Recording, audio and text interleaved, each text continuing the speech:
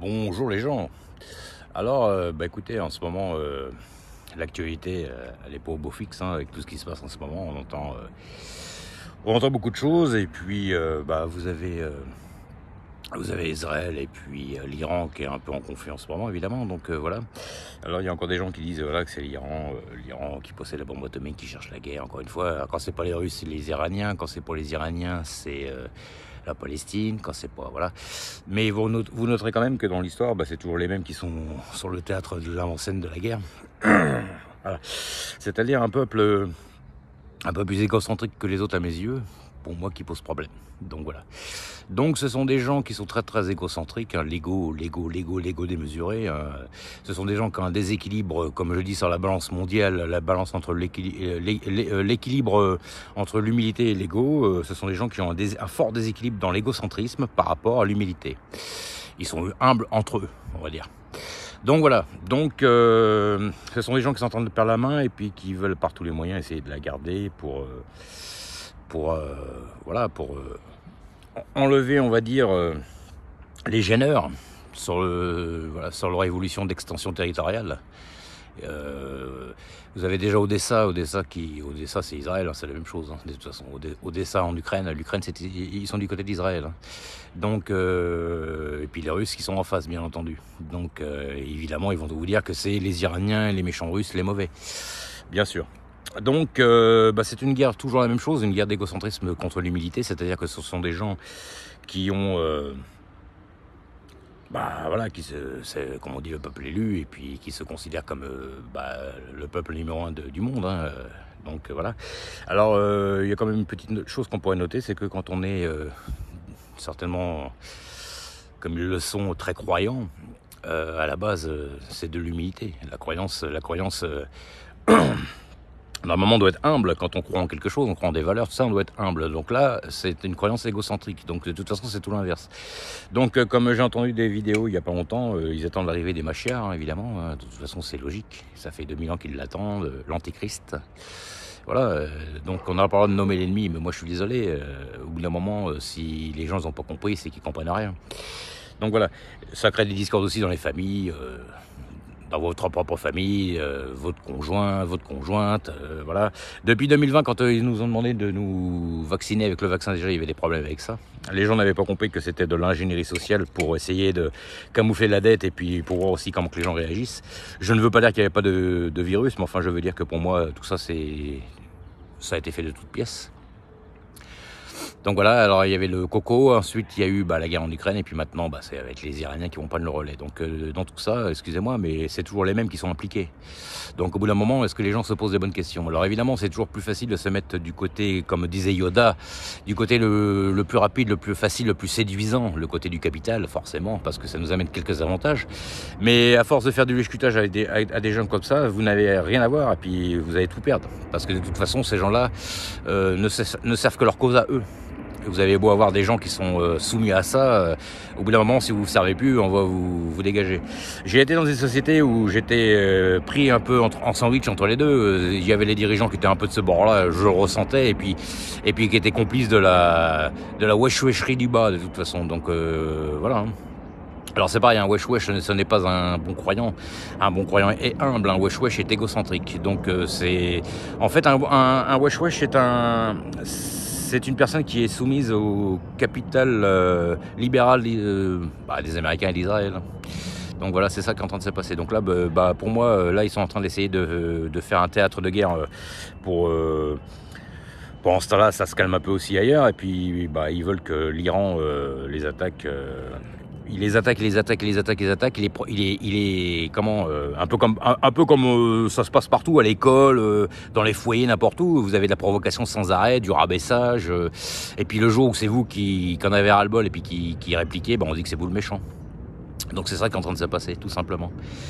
Donc voilà, moi je suis là, je suis une preuve vivante que de toute façon on est pris entre deux feux avec tout ça, entre la racaille du haut en col blanc et la racaille du bas, je suis désolé. Donc c'est ça la vérité. Alors évidemment faut pas le dire, hein, mais bon, au bout d'un moment ça va comme ça, hein.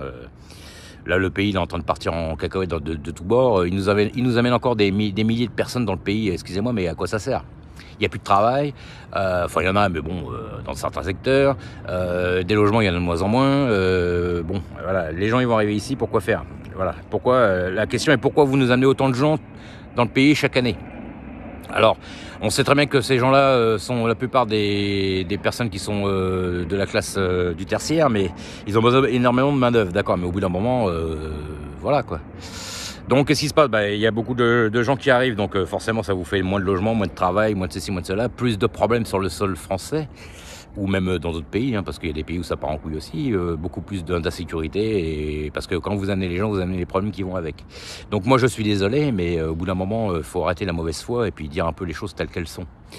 Donc voilà, donc dans votre propre famille, sans vouloir les nommer, vous avez certaines personnes qui sont évidemment à la coupe de tout ça. Hein. Ils ont tout intérêt à être du côté du pouvoir pour avoir certains avantages, mais ça leur donne pas raison pour autant. Voilà. Donc, et puis ils vont déjà en démordre. Hein. Quand vous leur dites qu'ils sont du mauvais côté, ils vont vous dire, bah oui, mais voilà, c'est toi qui as tort, quoi. Donc, c'est pas une histoire de croyance ou d'être gentil ou pas gentil, ou être méchant ou pas méchant, c'est que dans la vie, il faut un équilibre dans tout. Il faut un équilibre. Vous inquiétez pas, les gens comme nous, on a aussi un ego, et puis on a de l'humilité, et puis on a de l'estime de nous. Hein. Voilà. Le problème, c'est que sur la balance, il y a des gens qui ont trop d'estime d'eux, ou d'autres qui n'en ont pas assez. Voilà. Il faut un rééquilibrage de tout ça. Donc, ce qui se passe, c'est un fort déséquilibre dans le monde. Voilà. Vous voyez le monde comme une balance, avec le côté yin et le côté yang, l'humilité et l'ego. Et il y a des gens qui sont déséquilibrés plus d'un côté que de l'autre. D'autres qui sont déséquilibrés de l'autre côté, ça pose problème aussi, parce que trop de social, c'est pas bon. Trop de capital dans tout, c'est pas bon non plus par rapport au social. Il faut un juste milieu. Le problème, il est là. C'est ça qui se passe. Le problème, c'est qu'aujourd'hui, le problème aujourd'hui, c'est que à force de déséquilibrer la balance d'un côté par rapport à l'autre, ça crée un problème. Voilà, c'est ça qui se passe. Donc voilà, c'est ça que je voulais témoigner de ça. Et puis moi je suis la preuve vivante. Mon père avait un commerce, il était propriétaire de son moyen de production, il faisait partie de la classe moyenne supérieure. Et il s'est fait bouffer son commerce, il s'est fait avoir aussi. C'est les plus taxés, c'est voilà. Les travailleurs aujourd'hui c'est pareil, c'est toujours les plus taxés. Hein. Que vous travaillez ou que vous travaillez pas, vous travaillez juste pour enrichir un système, hein, de toute façon. Et puis aujourd'hui vous avez des gens qui ont des métiers où ils ne créent rien, ou ne créent aucune richesse, ils ne font rien du tout, et puis ils sont toujours en train de dire que c'est les autres qui font rien. Donc ça m'amuse aussi pas mal. Donc voilà, vous travaillez pour un système dans ce qu'on appelle la rat race, hein, la course de rat, hein, comme voilà. Hein. Tous les mois, vous recommencez la même chose, et puis finalement, vous n'êtes pas plus riche. Voilà. Donc, c'est ça qui se passe. Donc, voilà. Alors après, évidemment, quand vous expliquez tout ça à tout le monde, à ceux qui n'ont pas suivi l'évolution de tout ça, et puis qui ne sont pas au courant de certaines choses, qui n'ont pas étudié le sujet ou quoi, évidemment, on dit que c'est vous le fou. Voilà, forcément, hein, évidemment. Et puis vous avez forcément toute la mauvaise foi qui va avec, hein. Forcément les gens ils vont pas en démordre, ils veulent pas démordre que voilà, c'est nous qui avons raison jusqu'au bout. Surtout les gens qui ont un égocentrisme démesuré, c'est jusqu'au bout. C'est à ce niveau-là, c'est même plus de l'ingénierie sociale, c'est que voilà, ce sont des gens qui sont carrément antisocial, insociable. Voilà, c'est eux d'abord, on a raison, et puis jusqu'au bout, voilà, du moment que eux ont tout ce qu'il leur faut, les autres ils peuvent crever la gueule ouverte, quoi. C'est un peu ça. Donc c'est ça qui se passe. Donc le monde, comme j'avais expliqué une fois, c'est un monde qui était unipolaire au départ avec les Américains et Israël. Hein. Ensuite, qui est devenu bipolaire quand il y a eu les Russes, et puis maintenant, c'est un monde qui devient multipolaire. Donc, il y a d'autres pays qui se greffent à tout ça, c'est ce qu'on appelle le BRICS. Et comme de l'autre côté, ils sont en train de perdre la main, et Donald Trump, depuis qu'il est arrivé, il refait le ménage aussi partout, ça plaît pas à tout le monde. Forcément, ça crée des discordes, parce que vous avez des différents partis, la gauche, la droite, et puis le centre, et puis les extrêmes, qui sont pas d'accord avec tout ça. Donc ça crée de la discorde. Et puis maintenant, comme par hasard, ça fait 25 ans qu'on nous dit que l'Iran a la bombe atomique, et puis maintenant qu'il y a des problèmes, comme par hasard, d'un seul coup, il y a une déclaration de guerre, alors que l'Iran, ils n'ont jamais fait la guerre à personne pour le moment, hein. À part à l'Irak, évidemment. Enfin bref, voilà, en gros, c'est ça qui se passe. On vit dans un monde de plus en plus de mauvaise foi. Mais moi, j'en ai assez de voir mon pays qui s'embourbe là-dedans, parce que moi j'ai été à Clichy-sous-Bois, une ville où j'ai vécu il y a 45 ans d'arrière, et puis écoutez, à Clichy-sous-Bois, moi je suis désolé, Il y a 45 ans en arrière, évidemment, les immeubles, ils étaient plus récents, parce que les immeubles de 1961, ils avaient une vingtaine d'années, ok. On est arrivé là-bas en 78, bon, on va dire 81, ça fait 20 ans que les immeubles, ils étaient encore neufs et tout. Maintenant, ils ont une cinquantaine d'années, même 60 ans, bien sûr. Mais si vous n'aviez pas eu non plus tout le monde qui était arrivé là-bas à tout casser, à tout bousiller, et puis les promoteurs immobiliers de l'autre côté aussi, du capital, qui faisaient tout pour que les gens ne puissent plus payer, tellement qu'ils ont monté les charges et tout. Le parasitage du haut et le parasitage du bas a encore détruit cet endroit qui était pourtant génial. Dans les années 80, c'était un paradis, Clichy-sous-Bois. Aujourd'hui, c'est devenu un enfer. Mais qui l'a créé? Moi, c'est ça la question que je pose. Donc voilà. Alors après, on me dit oui, faut pas dire ci, faut pas dire ça. Bah oui, mais je suis désolé, c'est la vérité. Faut arrêter de se voiler la face et dire la réalité telle qu'elle est. Voilà, c'est tout. Ensuite, vous nous bassinez avec votre Union Européenne. Bah écoutez-moi, je suis désolé, hein, quand il y a eu le Covid, l'Union Européenne, c'était chacun pour soi. Hein. Les masques, on les a pas eus, il fallait les commander ailleurs, à tout le bordel, voilà. Hein. Donc, c'est tout. Je me suis amusé à regarder, l'autre fois, j'ai regardé les débats présidentiels de 1974 avec Giscard d'Estaing et Mitterrand, et 1981. Ensuite, j'ai regardé en 1988 avec Mitterrand-Chirac. Et 1995, j'ai regardé aussi celui de 2012, que je me rappelle, c'était plus récent. Enfin, tous ces débats, on les a vus. Bon, ils parlent à peu près de la même chose différemment, avec quand même beaucoup plus de politesse et de respect dans les années 80 et 90 qu'aujourd'hui. Aujourd'hui, ça se tacle, ça s'insulte, même léger, mais enfin, ça le fait quand même. On sent qu'il y a quand même une différence de classe dans les mots, dans la façon de parler. Voilà, les gens à ces époques-là, ils parlaient français très bien, ils parlaient de manière posée, alors qu'aujourd'hui, ça s'insulte à tout va et tout le bordel, parce que voilà, on arrive à la fin d'un cycle. Donc voilà, un cycle qui a été initié, je dirais pour moi, à partir de 1973, quand ils ont fait la loi avec la banque. Voilà, la privatisation des banques et tout le bordel, enfin tout ce qui s'ensuit. Tout le monde aura pouvoir avoir les informations sur Internet. Donc aujourd'hui, bah voilà, pour toutes ces fausses raisons, bah évidemment, on vous pointe du doigt, vous travaillez pas assez, vous êtes le mauvais, vous êtes ceci, vous êtes cela, voilà. On vous traîne un peu aussi comme une victime, hein, voilà. Voilà. Par rapport à ceux du haut, vous êtes la victime. Par rapport à ceux du bas, pareil. Voilà, il y a du parasitage de tous les côtés. Et ce sont des gens comme ça qui vont nous dire ce qu'on doit faire. Donc voilà.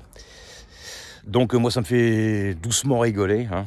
Et voilà. Et puis voilà. Aujourd'hui, bah, tout le monde est séparé, tout le monde galère, tout le monde. Enfin, pas tout le monde. Enfin, je dis ça pour la vidéo. Allez, on va dire au moins 75% de la population. Et puis bah. On sépare les familles, par exemple. Alors, vous avez des familles comme, où il y a deux doctrines différentes, par exemple, et puis vous avez les enfants qui sont séparés des parents, et puis bah, les parents ont deux doctrines différentes. Donc, c'est un peu compliqué aussi à éduquer d'un côté l'enfant d'une certaine manière, et puis de l'autre côté, ils vont l'éduquer d'une autre façon, ils vont leur expliquer d'autres valeurs inversées aux vôtres. Donc, c'est pas simple. Voilà. Sans dire qui a raison ou qui a tort, hein, parce que les deux ont raison et les deux ont tort, parce que forcément, il y a du bon et du mauvais dans tout. Mais voilà où on en est aujourd'hui. Donc, voilà, je voulais témoigner de ça. Pour moi, tout ça, c'est une énorme mascarade. Ce sont des gens qui sont en train de perdre le pouvoir, qui veulent le garder par tous les moyens. Et puis voilà, c'est tout. Il y a des gens sur le théâtre géopolitique qui posent problème à certains pour l'évolution de leur expansion, on va dire, égocentrique, moi je dirais. Et par tous les moyens, ils veulent empêcher tout ça. Et puis voilà, mais c'est vrai que ça peut un jour faire un énorme conflit mondial, tout ça. Voilà, les gens ne s'en rendent pas compte. C'est tout. Donc au lieu de stopper tout ça et de dire carrément aux gens la réalité des choses et la vérité telle qu'elle est, après je pense qu'il y a des gens, je ne sais même pas s'ils s'en rendent compte, bah, je pense qu'ils devraient essayer de stopper tout ça avant que ça finisse en conflit mondial, parce que ça risque d'arriver. Voilà. Allez, ciao, putain.